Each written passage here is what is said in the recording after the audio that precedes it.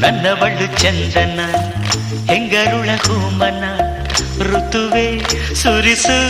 ಇವಳಿಗೆ ಹೂಮಳೆ ಎದೆಯಲಿ ಆದರ ತುಂಬಿರುವ ಸಾಗರ ನನ್ನ ದೊರೆಯ ಹೃದಯ ನಿವಾಸಿನ ಅರೆರೆ ನುಡಿದೆ ಕವನ ನುಡಿಸೋ ಕವಿಗೆ ನಮನ ಮಹಾಮೇಘಗಳೇ ಅಸ್ತು ದೈವಗಳೇ ಇಂಥ ಆಂತರ್ಯದ ಸೌಂದರ್ಯದ ಸೊಬಗು ಕಂಡಿರ ಎಲೆ ಹೊಂಬಿ